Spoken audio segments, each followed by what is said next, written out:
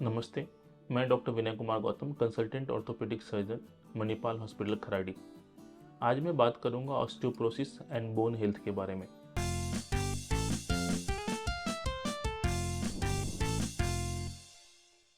Osteoporosis होता क्या है? Osteoporosis means weakness of the bones.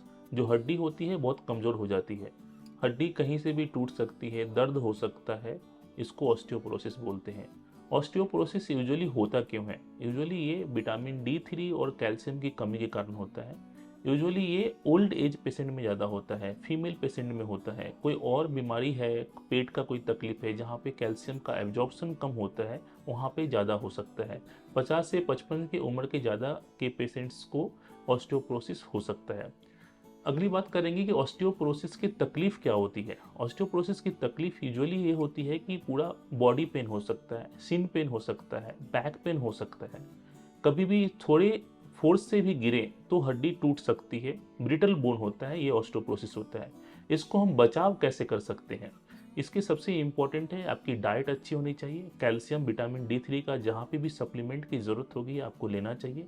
जो फीमेल होती है, 50 से उम्र के लोग होते हैं, उनको कैल्शियम का सप्लीमेंट लेना चाहिए। खाने में कैल्शियम से जो भी रहता है, दूध, पनीर, अगर आप नॉनवेज खाते हैं तो वो आप ऐड कर सकते हैं। इससे आपकी कैल्शियम की मात्रा बॉडी में मेंटेन रहेगी और आपको ऑस्टियोपोरोसिस होने के चांसेस कम रहेंगे।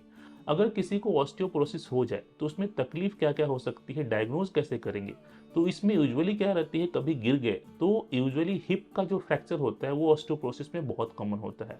जो वर्टिब्रा बोलते हैं, बैकबोन बोलते हैं, उसके फ्रैक्चर्स कॉमन होते हैं। कोई भी हड्डी टूट सकती है, उसका हम ट्रीटमेंट, जो भी हड्डी टूटती है उसका एज ए ट्रीटमेंट करते हैं। ऑस्टियोपोरोसिस के डायग्नोसिस के लिए हम एक्सरे कर सकते हैं और डेक्सा स्कैन, जिसको बोन मिनरल डेंसिटी बोलते हैं, वो हम कर सकते हैं। उसकी जो ग्रेडिंग होती है उसके अकॉर्डिंग हम ट्रीटमेंट कर सकते हैं। यूजुअली जो ग्रेड 1 ग्रेड 2 रहता है उसके लिए ट्रीटमेंट के लिए हम ओरल मेडिकेशन, कैल्शियम और विटामिन D3 देते हैं। जिसमें ज़्यादा सीवियर ऑस्टियोपोरोसिस होता है उसमें हम IV मेडिकेशन और IM मेडिकेशन दे सकते हैं।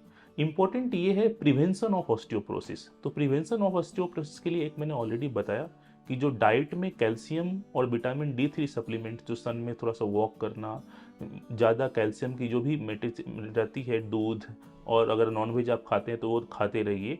थोड़ा सा आपको वॉक करना, थोड़ा सा physical activities is very important, जो आपको कैल्शियम के लिए, एब्जॉर्प्शन के लिए बहुत इंपॉर्टेंट है। उससे आपकी बोन हेल्थ मेंटेन रहती है। दूसरा इंपॉर्टेंट ये है कि जिस ओल्ड एज पेशेंट में जिसमें भी ऑस्टियोपोरोसिस रहता है उसको रिस्क फैक्टर रहता है फ्रैक्चर्स होने का। तो उसको फ्रैक्चर्स नहीं हो इसके लिए घर में कोई ओल्ड है, 70-80 है, इफ़ उनको ज़रूरत है कुछ सपोर्ट की तो वो स्टिक लेके, वॉकर लेके चल सकते हैं। घर में कोई स्लिपरी फ्लोर नहीं लेना चाहिए जिससे उनको ईजी फ्रैक्चर हो जाए। ये हमको ध्यान रखने की ज़रूरत होती है।